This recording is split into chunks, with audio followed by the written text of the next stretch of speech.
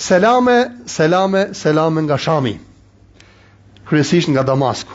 Pata mundësin me vizitu Shami Sherifin dhe me u taku me një nga dietarët më të mëdhenj të Sekrajine, Osame Rifai, i cili realisht ju ka thënë selam dhe nëpërmjet nesh edhe gjithë popullit shqiptar. U takova me të vërtetë dhe Zoti e di më së miri se kush është, me një evlia, dietar, por i cili karakterizohej nga një modesti e jashtëzakonshme edhe nga një përvlim i brendshëm për gjendjen e Sirisë edhe të gjithë muslimanëve dhe më dëgjoi me një vëmendje të jashtëzakonshme për atë që ndodh në Shqipëri.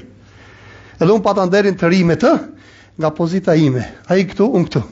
Megjithatë me fjalë nuk më bëri që të ndjen qoftë një sekond që unë jam këtu poshtë. Dhe me të vërtet u prezantoi me dietar si më thanë modelit dhe thash elhamdulillah akoma në faqet dheut Allahu më ndushë pas ka rujt dietar të tillë. E dyta, pash në atë vend o xhamat.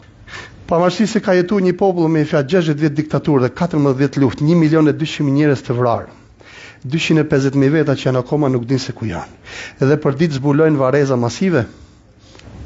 I shkatruar me fjalë në aspektin e infrastrukturës, 5 ditë shëtita në për tregjet e Damaskut, qoftë edhe një herë vetëm nuk gjeta 2 persona duke u zanë, duke bërtit, duke u shah dhe duke u lërit. Bëj shumë përshtypje. Aty e kuptova se këta njerëz kjo sprovë nuk i pas ka mund.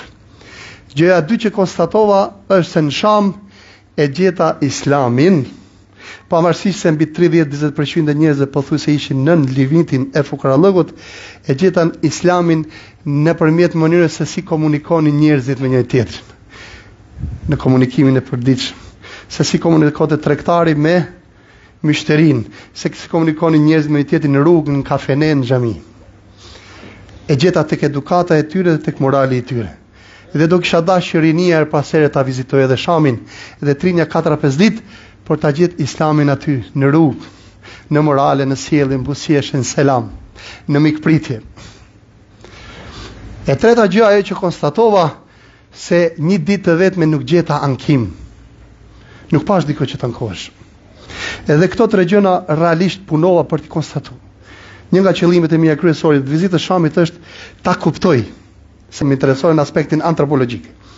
Edhe në aspektin e ndikimit të krizave tek popujt dhe se sa ndikon imani për ta ruajtur toruan. E pata qëllim me i fjalë të vërtetoj se sa ka ndikuar shpirtërisht lufta dhe krizat e këta njerëz. Her pas here i pyesja si jeni, çish jeni, si po e ka, elhamdulillah. Si po e kaloni, a jeni mirë? Elhamdulillah. Edhe këtë po e thotë me një hakikatlëk nga brenda dhe me buzëqeshje. Ata nuk janë budalleja, shumë njerëzuar.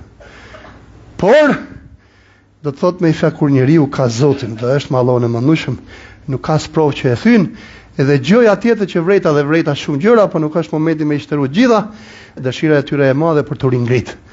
Dhe hapa tashmë ishin konkret. Popull që po punonte dhe kishte përveç krahët për të punuar dhe shumë pak merre me çame dhe shumë pak merre me politikë xhamat, bëri shumë përshtypje. Realisht bëri shumë përshtypje. Dhe kjo është megjithëse tipar i kujt? I popujve që duan më ngrit. Popujve që duan më ngrit. Po jo thjesht mos më u marr me politikë, po një popull që merret me punë. Popull që merret me punë. 3 prioritete kishte vënë populli sirian dhe shteti sirian vetes vet. E para ushtria.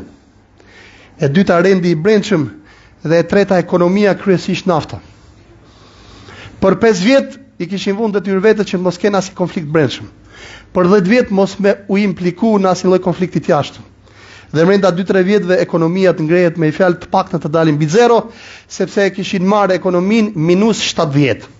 Tashi po punojnë fort për ta nxjerrë drejt tek zero, që pastaj të fillojnë me i fjalë ta ngrenë. Kjo ishte ajo që gjeta në Sham, pra ne i ftoj rinin që her pas here ta vizitojnë. Relatat e popullit shqiptar me Shamin kanë qenë relata shumë të natyrshme. Veçanërisht në kohën e perandorisë osmane, akoma sot ke lagje pafund në Sham dhe në Damask që quhen Arnaut, lagja shqiptare. Madje në Damask ka edhe xhami që quhet xhamia shqiptare. Pra ne mi mos harrojmë edhe Shamin. Shami Sherif, pejgamberi alayhis salam ka dhënë 40 hadithe për Shamin, 40 hadithe. Allahumma barik lana fi Yemenina wa fi Shamina. O Allah i mëndueshëm na jep bereqet në Yemenin tonë dhe në Shamin tonë. Dhe ishte prezente fuqishëm thënia Salahuddin Eyyubit, po u mor Halebi është marr Shami dhe po u mor Shami është marr edhe Palestina. Dhe historia vërteton diçka të tillë.